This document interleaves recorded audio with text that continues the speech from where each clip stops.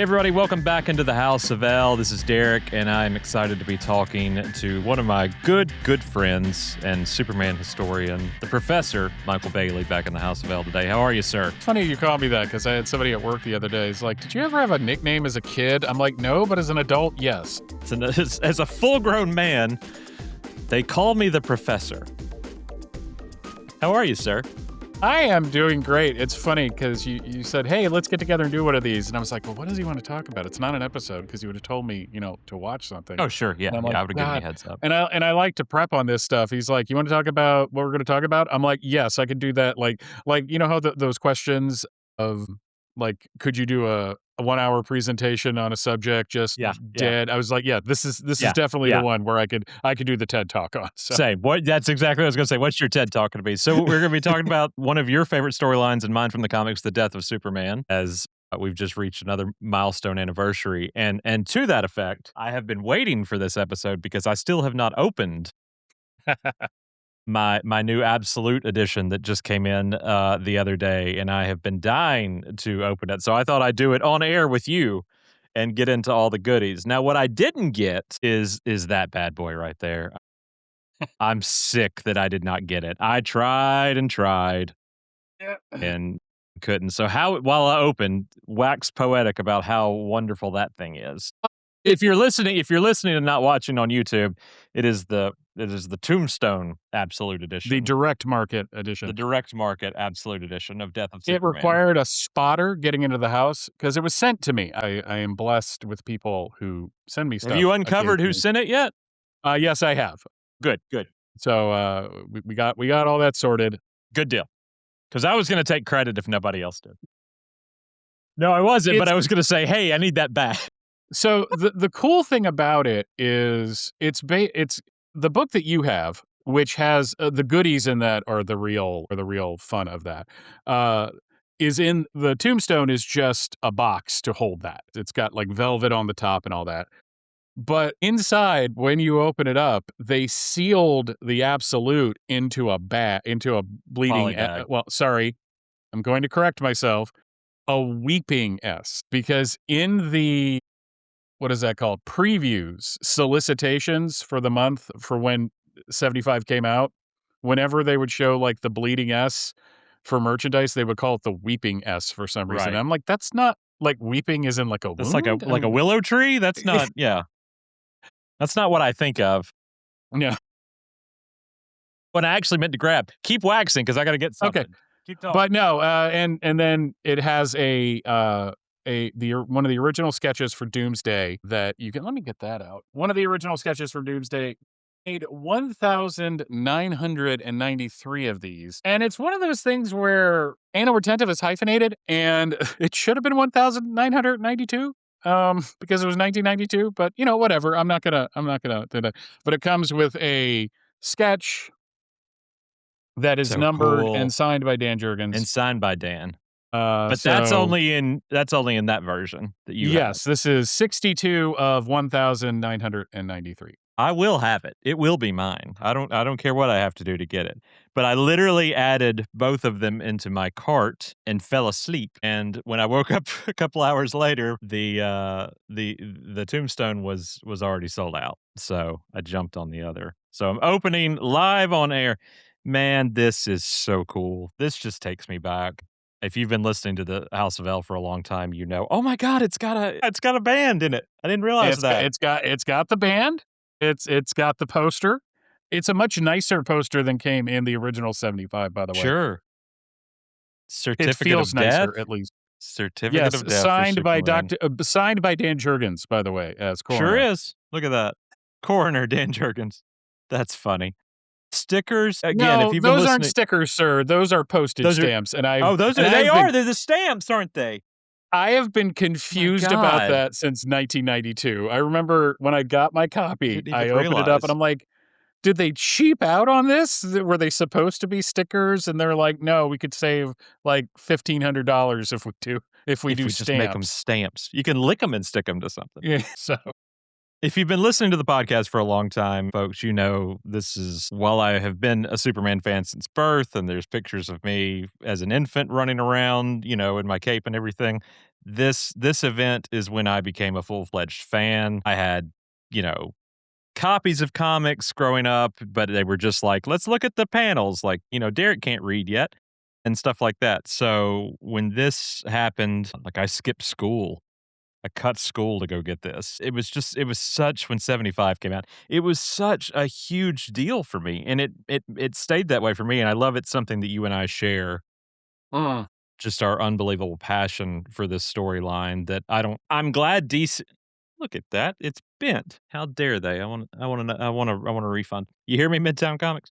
I, I appreciate that DC does hold it near and dear to their own hearts because it was such an iconic thing at the time. Like most things now, the children tend to have their way with it and naysay it, and then anything from the Triangle area is always yeah, it's not good and all that stuff, But the which I weird don't. thing is that the Triangle era is experiencing a renaissance I never expected.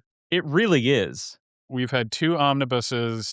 They're putting out that Brainiac Reborn, which is a very it's kind of a disingenuous title because it's like 3 Yes, issues out of the entire yes, thing. But I thought the same.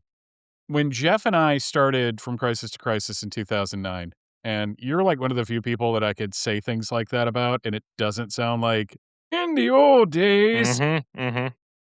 But when we started it, there was 2 blogs basically talking about it on the internet, and then we started and we found we were like, not only are we doing a niche podcast of Superman, we're doing a niche podcast of a niche era, and what I found is there was fans of that era that were just waiting for somebody to come along to help them, like, express that, so but this is the pinnacle of that era. This It is the is. storyline that literally it was international news. Everywhere. I'm holding the News Time magazine, faux magazine, but, there were real, news reports. When I was at the newspaper, I was a reporter for a period of time. I went back to the morgue, and the morgue being where we housed all the old papers, and, like, we had it on the front page, back then. It It was was in little. Labor Day weekend, 1992. Not much was Yeah. going on in the world. Well, it was yeah. We needed copy, always, but even back then. But it was just crazy to me how big it became. I ran off to share this, and Matt Kruger, if you're listening, I haven't talked to you in years. I hope you still are, because you were a good listener of the show. Matt Kruger sent me this in 2009. He made the House of L logo, That is a cool. I bleeding like that. version of it. I absolutely treasure that. I hope you're still around with us, Matt, to hear your name being said, because I really do appreciate that. What are your fond memories of? Because I think we've made references, but we've never really talked on air about So, death. No, about death. Yeah, how do you feel about death? how do I feel I feel very strongly about it. Yes. I had been reading the Superman books for 5 years, Mhm. by September of 1992, and I was like one of one person at my high school who read comics that followed Superman because he just wasn't a popular character at the time. And I took a fair amount of crap from it because this is the era of X-Men and Wolverine and Spider-Man and the Image guys broke big. And it was Saturday of Labor Day weekend. And the Morning Call was the paper of record of Allentown. And my dad would always put it on the counter and I would always kind of leaf through it reading the paper. Because in 1990, I did that and I discovered that Lois and Clark were gonna get engaged. I open it up this time and they're like, "Superman to die." Now, years later, I would discover that that was an article written for Newsday out of Long Island, New York, Right. by, a gentleman named William McTiernan, who saw the Advance Comics, which was the solicitations for Capital City, distributors at the time, and saw that that was gonna happen. He's like, "Well, maybe we'll do an article on it," and it was literally the front page of the newspaper of Newsday. Somebody actually bought one off of eBay, and it's one of those artifacts that I want, Wow. but because nothing else was going on in the world, that's the article that got sent everywhere, and I was just like, "Holy crap, Superman's gonna die. Yeah. I wonder when that's going to happen," and it turned out to be November, and the funny thing is I was I was the Superman fan, but I'm not the Superman fan I am today then. I was in a school play, and it was Saturday. We had our Friday, performance, and it was Saturday morning, and I was looking at the paper, and there was an article. I have it scanned because 'cause I'm me, uh, of people standing outside of the Beachhead Comics in Allentown waiting to buy their copy. I'm like, "Holy crap, I haven't gotten my copy yet." Yeah. But I've got a play to do, and we've got the cast party, and I'm gonna be unconscious tomorrow because we're up all night. So we did the play, I'm at the cast party, and this is where, when you get theater kids side-eyeing you, you've done something in your life because Been there as we a we were theater kid. we were watching Saturday Night Live, and they did a Death of Superman sketch, Sure, yeah. which is amazing. Al Franken is Lex Luthor and has the best line ever in it. But Sinbad was the host, so he's playing Black Lightning. Now, this is before Black Lightning is a television star, and he's trying to get Batman to recognize him. And I'm just standing in the back of the room, and I say out loud instead of in my head, Batman should totally recognize him. They were in The Outsiders together. And And heads everyone just. turned and said, "Get out." So I was sick the next day, and I was sick at home from school on that Monday. And I realized I still hadn't gotten my copy, and I'm, like, freaking out about it, but then I remembered I actually had a box at the comic shop. So I called them up, and I said, "Hey, did I get a copy in my box?" He's like, "Yeah, it's sitting here waiting for you." So my mom drove me, because I didn't have my license yet, even though I was 16. My mom drove me to the comic shop that night, she gave me the money to buy it, and, I bought the entire storyline up until 75, and took it home and read it. So it's like, and that was one of the last times my mom did that for me. Do you still have your originals? Within reach. Look at you. Look at you. I love it. No, I haven't. No, Derek, you have to understand, this is an illness, because Uh, this is a sealed copy, yeah, yeah, another sealed copy, same. my original copy, another copy I found outside of the bag, Yeah, platinum edition, platinum. all 4 printings of the newsstand, which all have different color logos, and this is where it gets to be the illness. Not yet, but I have the Millennium Edition, there you go. the dollar comics from, like, 2019, Yeah, I forgot about those. I don't have that one.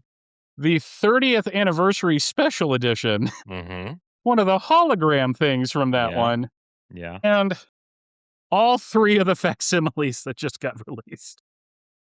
Round of applause for the professor. I was showing them to my wife the other day, and she's been with me for 26 years now. She puts up with everything, and even she was just like, it's like a magic trick. I was just kept Mhm. you Yeah, just keep yeah, pulling. the string just keeps coming out of the out of the mouth and everything. I don't have as many, but I am like that in the regard of if a new version comes out, I get it. Now, I've got, the novel. I Mhm. had the junior novelization, Yep. when The I was a kid, which I first still have. time Alex Ross was, professionally drew Superman. Now that I did not know. That was that was the first time he was With, paid to draw Superman. Doomsday's huge Yep, fist coming out of the fist and him mountain and flying. Yep, that was his first. huh. It wasn't his first professional work, but it was his first professional Superman First work. professional Superman. That's neat. Yeah, I tore that thing up reading it Mhm.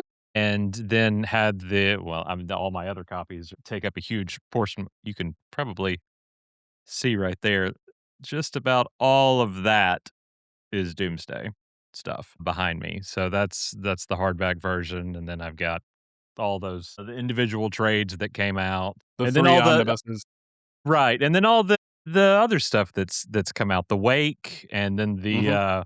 the Death version that was Lois when Lois kinda became I forget what's the name of that one, I've totally blanked on it. The Tales of the Dark Multiverse Yes, or Tales of the something. Dark Universe, yes, yes, when Lois became enraged after the death and everything, and then all my floppy copies as well, and I go back and pull them out way more than I probably do any other comic that I own, that I've amassed over the last 4 decades. There's something about it, and I guess I was just that right age. I'm a few years younger than you, but I was just so enamored with that storyline, and I still am, and I even to the point now where I feel like it gets, I don't wanna say overused, but there's been a lot of iterations of it, whether it be animated or live action over the past decade, I guess, is probably the I'd say 10 years. Yeah, Is that a good it's one I of guess you those could go back things. to I guess you could go back to '06, say 20 years with Superman Doomsday, the first animated DC film, but Yeah, the thing about the story is that because it captured national and international attention at the time, it's one of those kind of lightning rods. I call it the last party because like the next year is when the market bottomed out and they had the crash, which people will blame on Adventures of people blame Superman on number it. Yeah. 500, and I have problems with that, both general and specific. Go But into that a little bit. Put a pin in where you're going because I want you to speak on that because I okay. agree with you on that, but for our listeners, I want you to So expound. the speculator bubble that had been growing since the late 80s burst in 1993, and it burst for a number of reasons. But Adventures 500 is the whipping boy is because people ordered Superman 75 in like great numbers, but it was still a surprise at how successful it was. So comic shops, not wanting to be caught flat-footed, ordered dozens and dozens and dozens and dozens of copies of Adventures 500, and that was really apparent a year later when I was able to get a bagged copy for $1. And that was just copies for you. Yeah, so Yeah. Sorry. yes. No, no, that's fair. No, no, I'll accept that. But the thing You're the is reason that the market bottomed. but because it didn't break as big as Superman 75, it sat in unopened boxes, sat in the back room of comic shops, and they're like, "Well, that's what did it." It's just like, no, speculator bubbles burst, it just happens. You had Image Comics coming in, roaring in 1992, but then not delivering on product. Like, they would solicit stuff and it wouldn't show up because it just wasn't produced, and then it would come in later and people stopped caring. People realized they couldn't put their kids through college on comics, so they Yeah. stopped Yeah. buying them. Yeah. So it was like with any kind of economic burst, there were a number of factors, but everyone likes to blame Adventures 500 because it's an easy target. So that Yeah. was No, I'm that with that you on that. Now that's my diatribe on it. how many 500 copies do you have? Uh, I 'Cause I have the think I only have platinum. 2. I think yeah, I think I've only got 2 or I 3. I because I got some kinda cheap a couple years ago, I have one sealed, one opened, and I peeled the vellum off of it, Mhm. because the thing had a thing you could the it for some reason, it was able to be peeled off, and I have the newsstand edition, and that's the one I bought the night of my junior prom. I went to a party afterwards at my friend Jody's apartment, and we went to 7-Eleven, and I walked in, and there it back when 7-Eleven still had comics, I was like, "Adventures 500, oh my god!" So I was easy to impress at 17, just to let you know. But and then yeah, and then, I do have the platinum one of that, which I was shocked to discover that there was a platinum version of that. Mhm. And for those that are like, "Mike, you keep saying platinum version," DC at the time would send shops if they ordered a certain number of copies, they would send them a bagged copy that had a silver for 75, it was the silver bleeding S. And that was a rock solid $30 wall book all through the 90s. Every comic shop I ever went in had it on the shelf for $30. Now it's several hundred for Mhm. for obvious reasons. But yeah, so that's my diatribe on stop blaming this on Superman, you jerks. How dare you? Alright, How dare you? now back to burn in hell, Steve Glosson. Now back to sorry, that's just a joke for you and me, I and Steve. was about to say, And Steve. So, but as far as, iterations of it go, something that they kinda do go back to the well with it a lot. We've had 2 animated versions, I guess uh-huh. 3 if you count Death and Return being a part 1 and a part 2. Although didn't they put those together in Yeah, one? I don't own that, yeah, but they did. didn't they combine those in one version as well? They have the death of Superman, reign of the Superman, and then the death and return of Superman is the whole thing that has a little extra footage as a Combined. bridging Okay. sequence to kinda make it one big long movie. And then you I guess I have should get that. I don't have that. it is worth it because I s I have problems with the second part only because I'm one of those people that if you throw out a it's definitely worth it. I think the most recent, the two-parter that is now one, is a better adaptation of the actual story. Superman Doomsday is what you remember when soundtracks were music from and inspired by, but they weren't Right, music from right. the actual movie? That was Superman Yeah. Doomsday. This is inspired by the death of Superman, not adapting the death of Superman.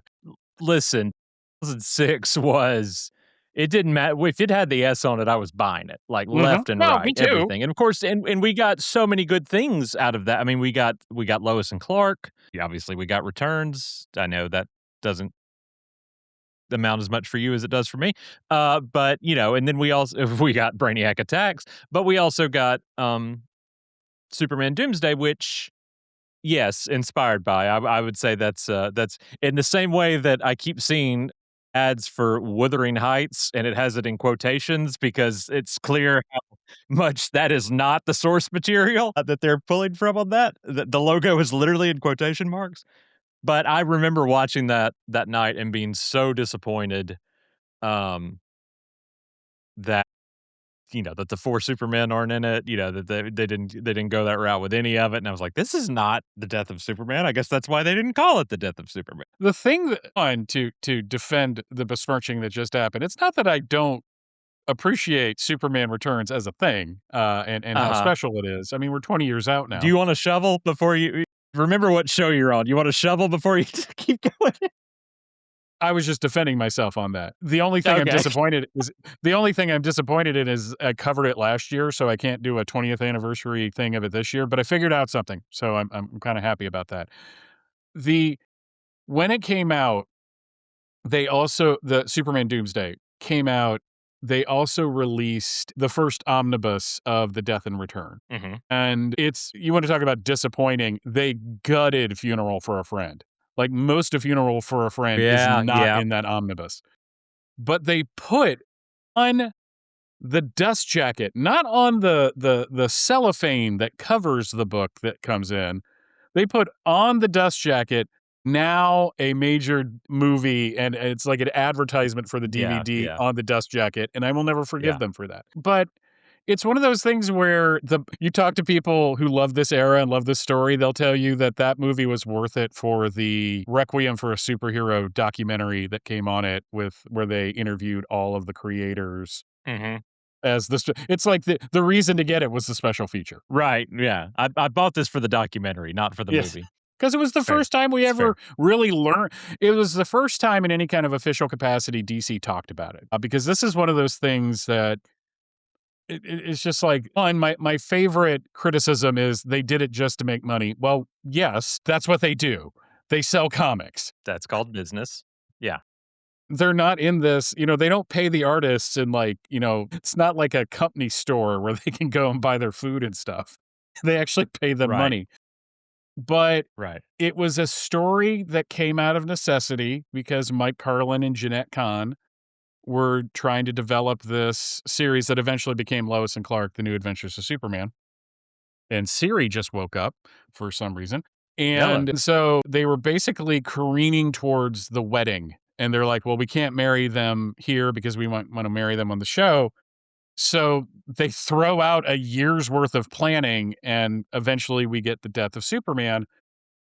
And it's just one of those things where I think, to go to your question of why they keep going back to the well, it's because it's a story that I think captures people's imagination, because even now, especially now, as we're in this renaissance of Superman fandom, which I'm still confused and kind of like, Bewildered, but enjoying.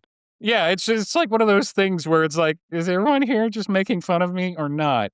Yeah, yeah, no, I feel the same way. I'm like, I feel like you all gathered today just to mock me. But it's something that, one, sells, but two, when done right, it's a compelling story. That Superman Doomsday wasn't as good as the two-part animated films from a couple years ago, but that's because the ones from a couple of years ago, one, took the time to do it over two movies and included all four of the Supermen. But what they did more than anything is that they made you care about Superman at the beginning so that when he dies, it actually means something.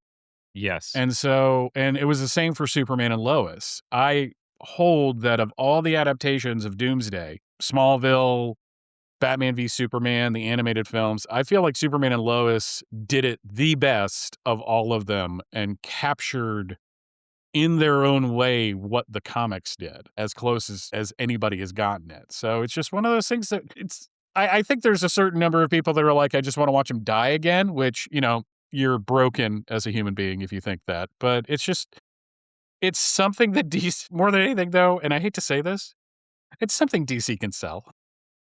Oh, it is, and I'm with you on the Superman and Lois front. Obviously, we covered that show, for all 4 seasons here in the House of L.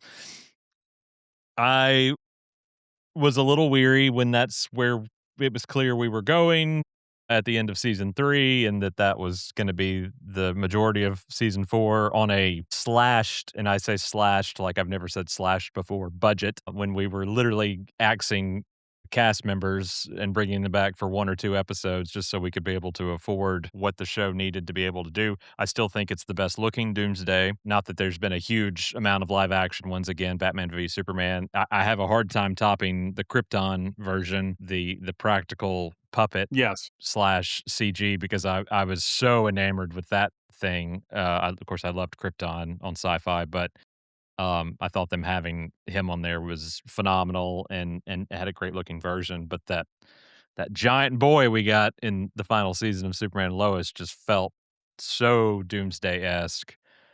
Obviously had to do, something a little different. It's actually Bizarro Superman becoming, Doomsday in that iteration, but whatever.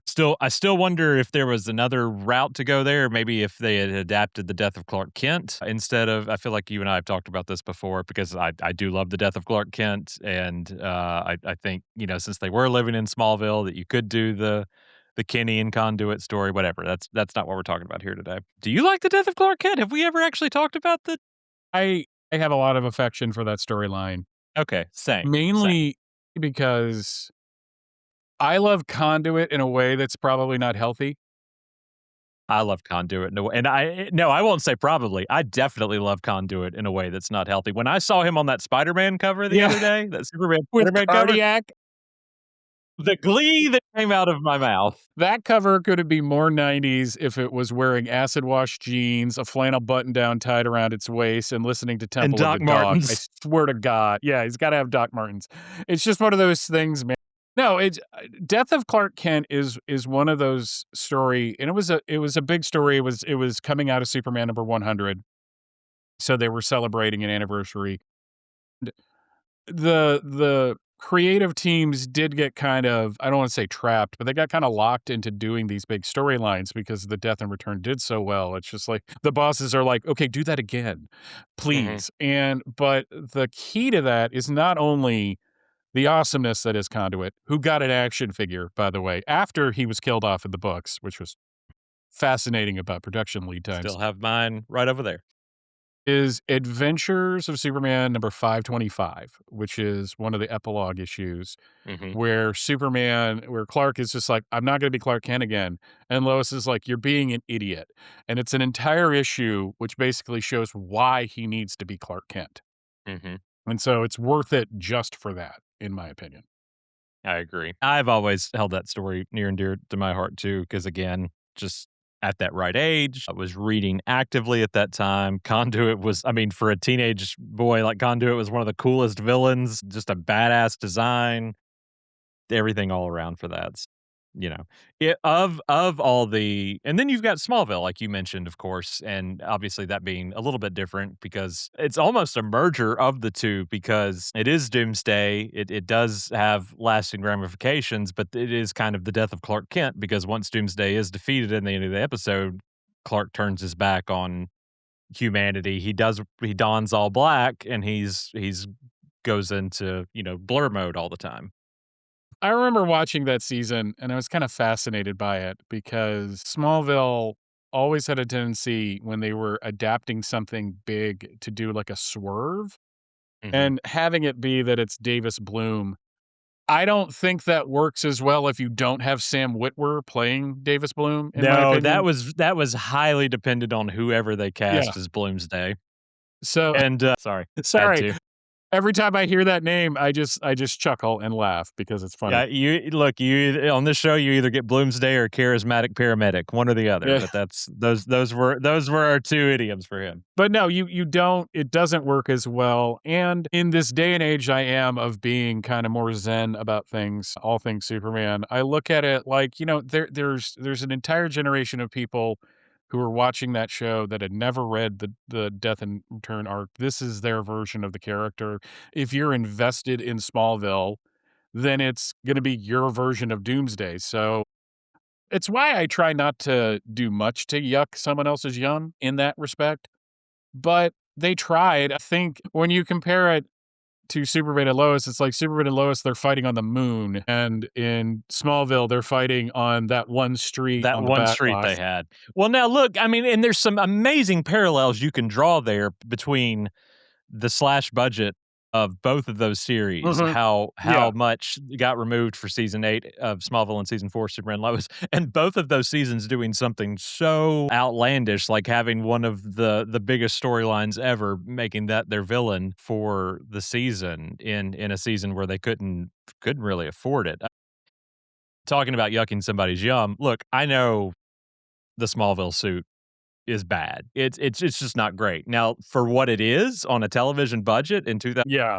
2009, it's pretty freaking great, and as long as you keep him in the shadows, I mean, there's times like in Bride and a Mhm. few other episodes, not actually the Doomsday episode itself, the season finale, which probably is the worst season finale of the series, but I say that like saying it's the worst piece of pizza you've ever eaten. It's still not Yeah, bad, it's pizza. it that what that is when you get pizza at school, like, when you're in high school and they brought Yeah. in, like, Pizza Hut, and the kid in front of you got the big slice, and you get the really little slice. That's the season finale that is. Yeah.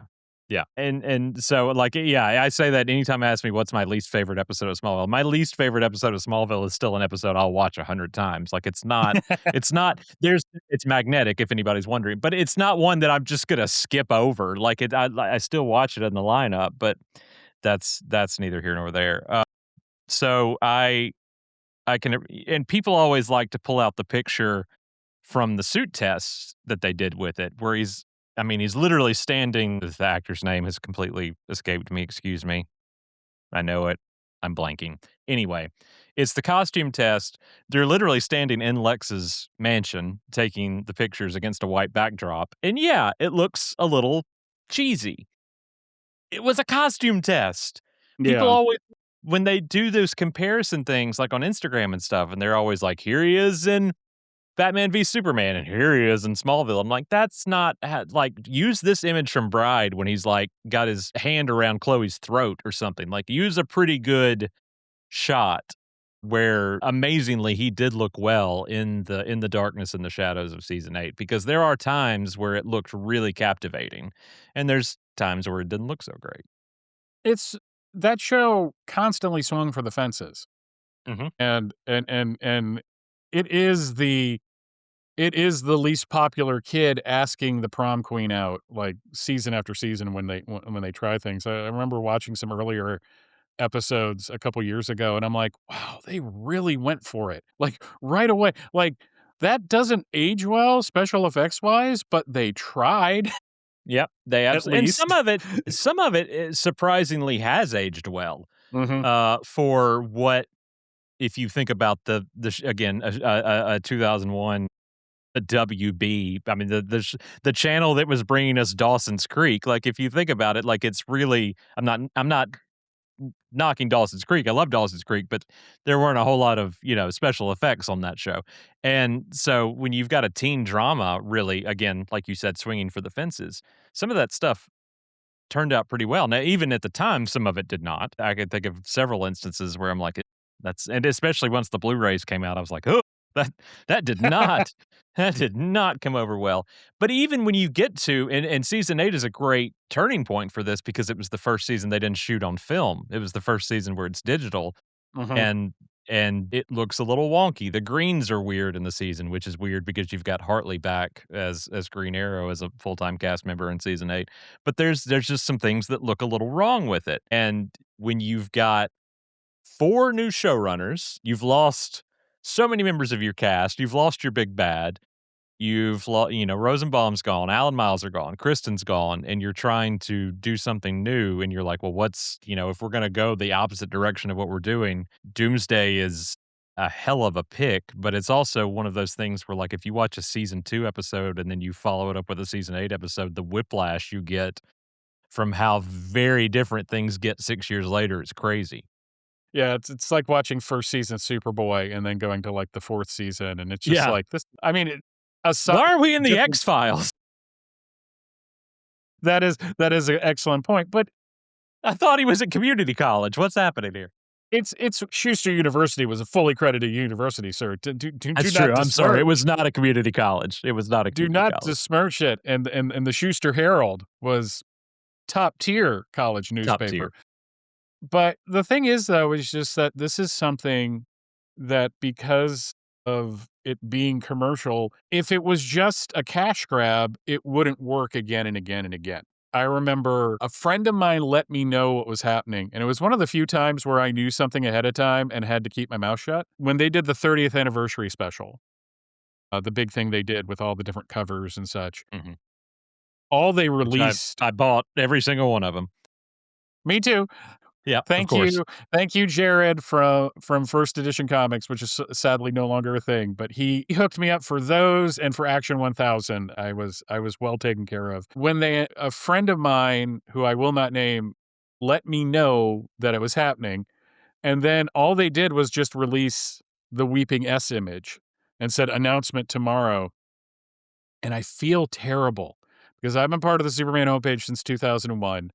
I'm good friends with Steve, and he messages me. He goes, "Do you know what this is about?" So I'm like, I don't want to lie. So I go, I think it might have something to do with the 30th anniversary of the death of Superman. And threw my phone across the room. I don't know what you're talking about. But it's just one of those things where when it happens, people get excited. You Mhm. have 3 omnibuses at this point. The third most recent one literally has everything. And when I say has everything, I mean it has the Bloodlines annuals, Mhm. which frequently get left out of the Mhm. conversation, sometimes for good reason. Who said Yeah, that? yeah. Hey, somebody under here. But also, it is the first time in the reprintings It's the that Maccabees. but it's the first time 75 has been reprinted where they did the fold out Yeah, of the death. yeah. And Dan Jurgens was very happy about that. I refer to that as a load-bearing omnibus. If anything needs shoring up in the house, I will wrap Thing it in is plastic and just a a beast. Yeah, yeah. but now, we've had there was the original trade paperback that came out, like, weeks after 75 came out, which did not happen at the time. Oh, by the way, did you know there was a platinum version of that? Yep. I don't have So, it. That's one thing I don't have. I'm guessing you do. my friend Shag gave me a copy, because There he you was go. working for a comic shop at the time, so he gifted that to me. And we've had, like, a bunch of reprintings. There was a hardcover of it, like, around 2014 or so, they did a bunch of hardcovers that also came with the Blu-ray and DVD of the Mhm. animated film it was based Yep. on. I have a UK reprint because I'm me, but you now have the deluxe editions that came out on the 35th anniversary that had 2 versions, a direct market and a regular, and now you have this absolute version. And the cool thing about the absolute version, the book that you have, is it not only reprints the story, it has a bunch of extra stuff in the background, in the back of it. It covers the BBC audio adaptation Nice. that Dirk Maggs did. Mhm. And it is it is such a beautiful book in one of those ways that I think it captures why it's been such a thing all these years. Mhm. Because the thing that I push back on now that I used to not is that when people would talk about the death of Superman, they're like, "Well, the Doomsday storylines, that there isn't much to that. It's the funeral for a friend and the rain. That's the real meat." And I'm like, I think you're leaving a lot on the table there Mhm, because when you look at that final battle, there is a lot going on in there that isn't just a mindless fight. mhm. And you do have some silly things. Mitchell Anderson. By the way, I wish you would have been a fly on the wall when I was sitting there talking to Steve about season 2 of Superman and Lois. And it's just like, yeah, there's a character named Mitch Anderson. The look on my face must have been like, what? Where did they pull that from? I was just like, okay, yeah, Yeah. not as deep a cut as the name of Roger Corman's Sue Storm in season 4 Mhm. of Superman and Lois, which was pulled from Superman Aliens, but Right, still right. pretty deep cut. But I completely lost my thing telling that Mitchell Anderson story. As No, it's just, but still, you have start of the fight, you have the Justice League end of it, and everyone's just like, it's the also ran Justice League, and I'm like, yeah, and that's actually what makes it work. If it was yeah, I would agree with that. in the animated film, they have like the actual Justice League fighting it, and that's a really exciting fight scene. But there is something about Blue Beetle and Booster Gold and Bloodwind and Maxima, a soon to be star of Screen Maxima, I'm assuming, Mhm. and those characters going up against this monster and getting annihilated before Superman shows up. Superman's just chilling, getting interviewed by Cat Grant because, that's how he rolls. And then you have him stopping to save Mitchell Anderson's family. He has got a chance to take him down, but he's like, no, I got to go save these people. So there's all these moments in that story that are emotional. Yeah, Funeral for a Friend is the gut punch, but Doomsday is not just a mindless slugfest of a story for 6 issues. I'll get off my soapbox now. No, you're fine, you're fine. You call it a soapbox, but it's really the omnibus you're standing on top of Well, I got to look 'cause taller because I am rather it's short. taller than a soapbox. Do you have a favorite I assume now it's probably your Tombstone, but before that, before receiving that, and I can't imagine what the look on your face was when you saw that the other day, and opened it. But do you have a favorite item that Death of Superman related item that you're like a holy grail of it may not even be something that's rare, but just special to you? Getting the platinum edition as I did, it's in really bad condition, but I was really glad to find it because by the time I got around to buying it is when it went like stupid expensive for some reason. It's funny. You would think, the Tombstone thing is great. I love all the collected editions I've gotten. As my friend Shag gave me the platinum of the trade paperback just because it was one of the last times, literally, that my mom, like, got me something, basically. She was like I was like, "I don't have enough money to get all this." She's like, Here's $10." And I went in and bought it. I think it's those original copies because Yeah. it was a time where I was 16, I should have been grown out of this by now, right? I mean, because that was our generation. But she knew it was important to me. Close second is the standard copy I have of The Absolute Death of Superman because I made a funny TikTok, because I do that now, uh, Mhm. about Which I love. how I couldn't get it yet. And the next day, my sister Jane said, "Your sisters, I have 3 older sisters, got you an early birthday present. It'll be there tomorrow." And the book showed up the next day. So it's just like those it's all about family, I guess, at that point, because apparently my life is the Fast and Furious all of a sudden. That's the laugh I was looking for. I got it. You got it. That's that's not quite funny enough to get a guffaw, but I'll give you a smile and a head nod. I No, it's felt it in just the back of the throat, though. You got it. the one thing I don't have that I want is the bookends. Yeah, I don't have those either. It's a Superman Doomsday bookends where Superman is like getting punched by Doomsday through the books, and eventually I will get it so I can have my Death of Superman shelf, a Absolutely. proper one, a shrine, one would So say, I saw did you pull out, your signed Brett and Dan copy? Did I saw you pull that out? What number do you have of that? Because I of the also have my sketch certificate of death. of that one. No, You have that one? Yeah.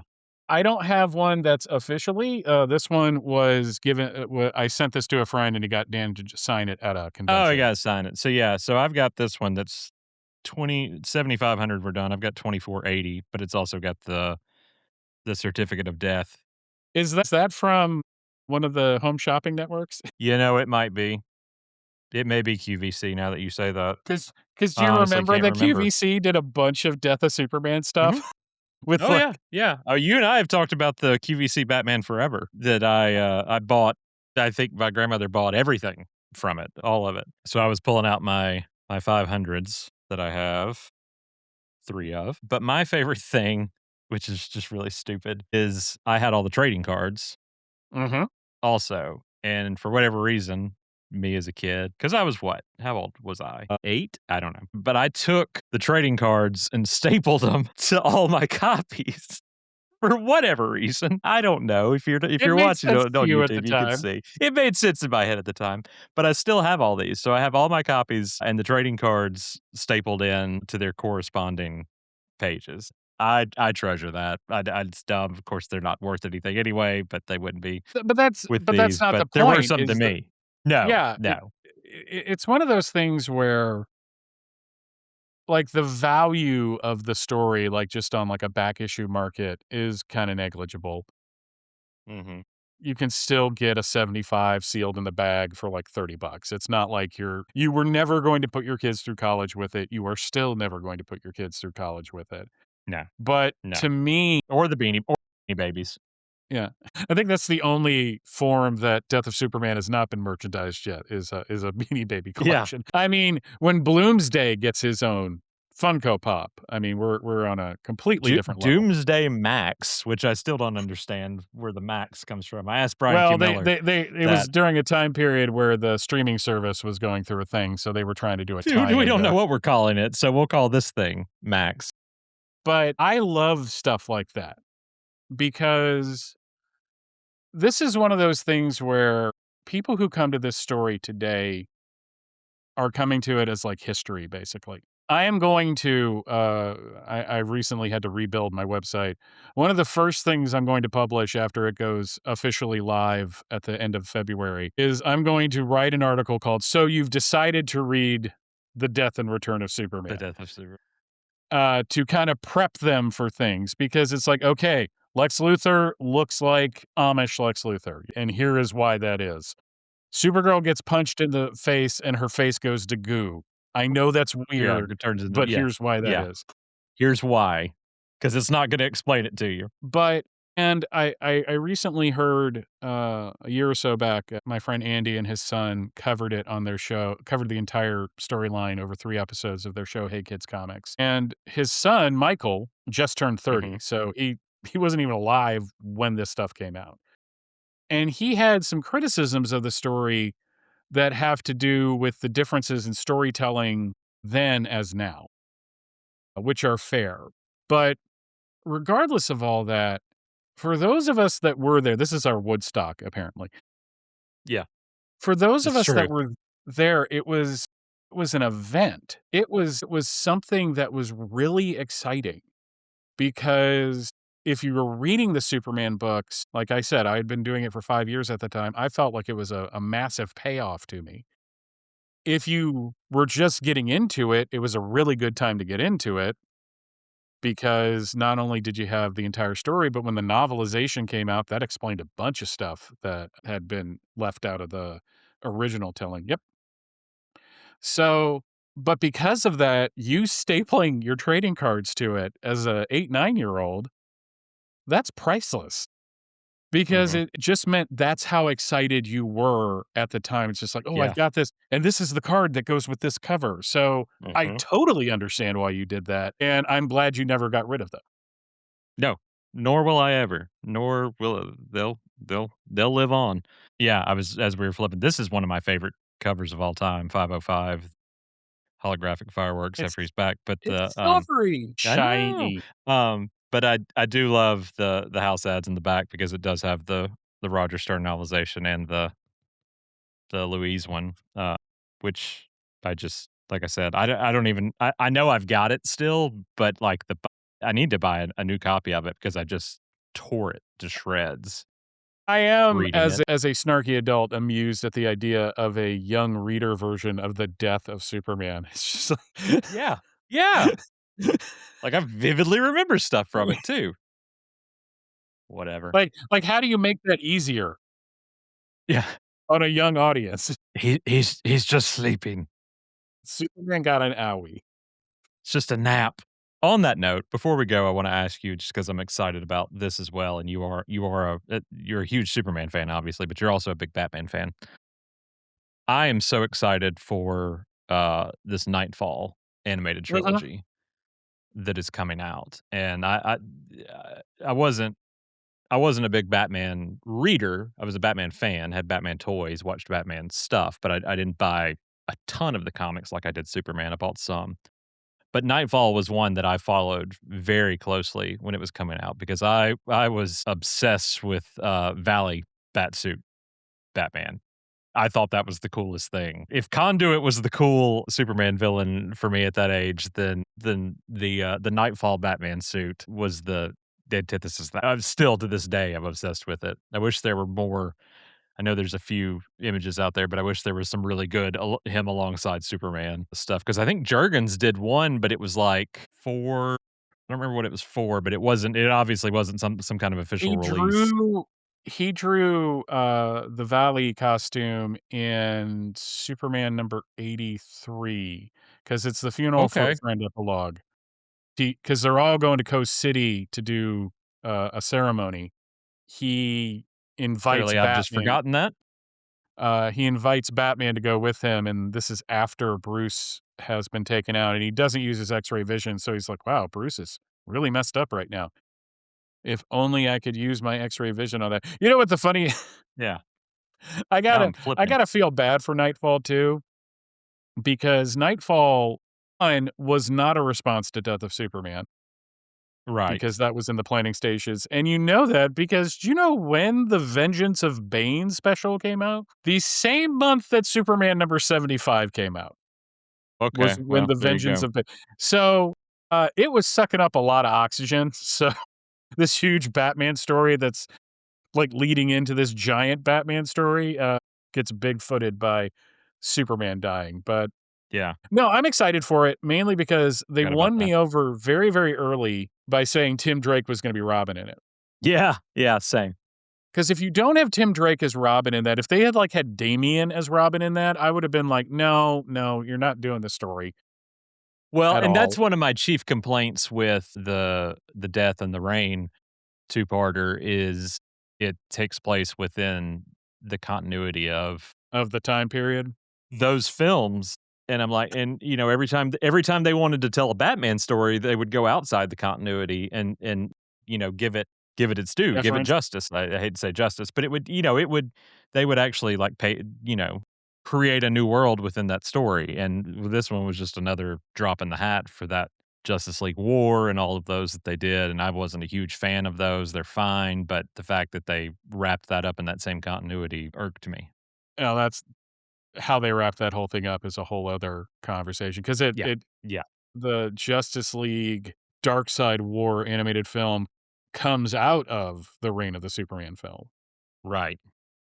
with how they did things. But no, it's just I'm excited because Nightfall, like the Superman and Batman titles of the time, they were both properties that had multiple titles associated with it, but Mhm. they did things very differently. The Superman titles had the triangle numbering system, everything like when you read The Death and Return of Superman, you're reading a story from beginning to end. Mhm. There's a progression there. Whereas the Batman books, they had it connected for Nightfall, and then for Night's Quest, they all the titles went off in their own directions. So Right. it's a little weirder to read because it's not as linear, and then Mhm. it all comes back for Night's Mhm. End. I'm kinda hoping that they just choose the best of those middle bits because the actual They'd have to, I would hope. because the Nightfall movie, I don't know how you God, how are they gonna do it? Because I don't do know. I do really you do a don't. movie where halfway through Bruce Wayne is crippled, and then at the end, the final battle is Jean-Paul Valley and Well, we're supposed to get 3. It's supposed to be a trilogy, yeah, but there's 3 parts to from the what I read. story, so there's Right. Nightfall, Night's Quest, and I'm Knight's tripping Quest and over Knight's End. Night's whatever, so but do you, like just do you do it like the original trades were, where you just had Knightfall and then Night's End, and you just skipped Yeah, reprinting you just Knightfall skip over that completely? stuff. I don't Or it would or be or as I used to call it, Night Send when I was a kid. I was like, "That's Night Send." Night's End? Yeah. Well, it's night and all the other ones get, it's But but no, I would think that's what they would have to do. I'm excited for it mainly because I I did not read that as it was coming out. I was not Okay. reading the Batman books at the time. I could barely afford the Superman titles on what meager money I had as a teenager. But I came to that later, and it's one of those stories where, like the death and return of Superman, it has a point, and that point gets lost a lot in current day commentary. And I get it. It's like us talking about stuff from the 70s or 60s. We weren't there for it, so we're just commenting on it as we're reacting to it now. So it's Mhm. it's it's actually why when I see, like, this podcast is doing an episode on the death of Superman, I really don't listen to them. Not because I don't like those people, it's just I don't wanna be the, "Well, actually" guy throughout Mhm. Yeah, listening I to get that. something. Especially if it's people that weren't, like you say, weren't there. Yeah, it's one of those things where if you it's so special because of the time period it came out in and what it meant to people. For a lot of people, it's how they started reading the Superman books. I think it's weird that you came when he's dying, but, everybody gets interested for different reasons. I mean, Mhm. who am I to judge? I mean, I was there 5 years before that, but that just makes me sound like a hipster, so I'm not gonna do that. But but Nightfall's kind of the same way. It was a a time and a place where that story could be told in the way that it was. And they haven't done many adaptations of it. There was an episode of the animated series that had Bane in it where he doesn't break his back. And Dark Knight Rises tried to reprint to redo 3 Batman stories in one. Right. We're gonna do Dark Knight Returns, Nightfall, and No Man's Land all in one film. No wonder that thing was like 3 hours long. But Mhm. I'm And feels glad like that they 16. I'm glad that they didn't do a bad version out of the gate, which, on the other hand, I'm really surprised they didn't do a bad version out of the gate because there was a time period in the mid-2000s to just a few years ago where, like, Batman got, like, 15 things a year. Everything. Well, and it's almost like after Doomsday came out in '06, after that animated movie, it was like, okay, well, the next logical choice would be 87-minute version of Nightfall or, whatever. I'm glad they at least recognize in that press release I saw that it is gonna require more than just your standard, "Oh, we're making it PG-13." Okay, well, that's cool, but you also can't make it 90 minutes. You can't fit Yeah. all that in 90 minutes. There's too much going on. I mean, you literally would have to open the film with Batman and Bane's fight. Yeah, you have to explain where Bane comes from. You have to explain who Mhm. Jean-Paul Valley is. I'm looking forward to people finding out that he's Jean-Paul Valley because Denny O'Neil named him after 2 of the Beatles. It's just, oh, Denny. You have to you have to kind of explain where this Robin came from. Yeah. And it's possible to adapt it in like a 3-hour structure because the BB like again, Dirk Maggs did that back in 1994. Man, I haven't listened to that thing in forever. I need to And dig that And out. we experienced it. I don't know if you got the cassette tapes. When that was originally aired, it was aired in 5-minute episodes when it Yeah. was on Yeah. BBC Four. Yeah. And once I found that out, some of the weird things about how that thing flows made a lot more sense, but you can do it and you can make it work, but I'm glad they're giving it at least 3 movies because in my mind, you have to do a Sword of Azrael movie, you have to do a Mhm. Vengeance of Bane movie, and then you can do Nightfall. Yeah. Yeah. But that's not what they're doing, so So that's a lot of heavy lifting. Anyway, I know you and I have kind of briefly touched on Nightfall before, but with that looming, I wanted to know your thoughts. But thank you for coming on. It's always the best conversations when you're here, and I absolutely. I was really I mean, I'm always excited to talk to you, but when you, like, hit me with that, "Have you ever heard of the death of Superman?" I'm like, "Maybe in passing, I Well, I'm think I'm just glad you appreciated that I did do it in my best, Senator Palpatine. I It's not think I it's not think a it's I not a story the Jedi would tell you.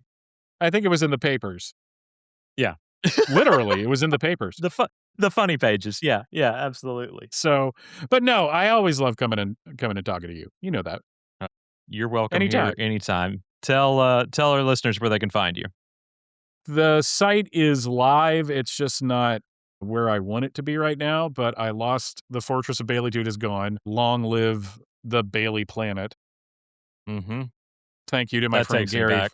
for suggesting that, and thank you to Samo Yukinori for drawing me a logo that says Bailey Planet, which I can now put on a Yeah. T-shirt, which I really should. Yeah. Yes, you And should. that's When you get that one, I'll order one as well. that will be where I am gonna rebuild all the stuff that I had on the Fortress of Baileytude, but you can still listen to It All Comes Back to Superman and The Overlooked Dark Knight. Those are available on Apple Podcasts, Spotify, Audible, iHeartRadio, and, like, if you have the Overcast app, you can find it through there because it just pulls from Apple, I think. I don't know how that's legal, but that's what they do. So, and I'm currently working on some different things. I'm gonna finally finish up moving Kryptonian images over on It All Comes Back to Superman. When is this episode airing? Friday. Today's Wednesday, Friday? Friday. Okay. So in a couple weeks, I am very excited because it's gonna be the Mark Waid interview that I did about Birthright, is gonna Great. be popping up. So, which was a lot of fun. And Yeah. before that, I'll have an episode on Birthright specifically. Birthright to me is Superman Returns to You, I think, is something I love that Buy a that. lot of people don't. And I love Birthright. I'm with you on that. So, but yeah, yeah, I'm always around. Awesome. Thank you. I appreciated that. As for us, of course, you could find us wherever you listen to your podcast as well. Just search the House of L and we're there. Or you can listen online via our website, superhouseofl.com. If you were following along on our socials at Superhouse of L, wherever you do your social media, you saw that we hosting a contest that we were going to announce the winner for yesterday, but we had so many contestants, I thought, why not run it a little bit longer? So we're gonna announce that next week, the winner. There are 10 items up for grabs for our grand prize winner. Second place winner is going to take home a couple things. Third place winner is going to take home a couple things. But all three winners will take home a copy of Supergirl One of Tomorrow Compact Edition. And I think the grand prize, of course, is what everybody was clamoring for. That is a copy of Superman 2025 4K on Steelbook editions. If you want to find out how to enter that, go over to our YouTube channel. We are at Super House of L, and you can watch the video there and find out how to enter. And that's it. So, as we trudge on through 2026 and our 25th anniversary of Smallville, hope you'll stay tuned for our SV25 episodes coming up. Really excited about what's in store for the entire year. Professor Bailey, thank you again. Pleasure as always. We'll see you guys next time.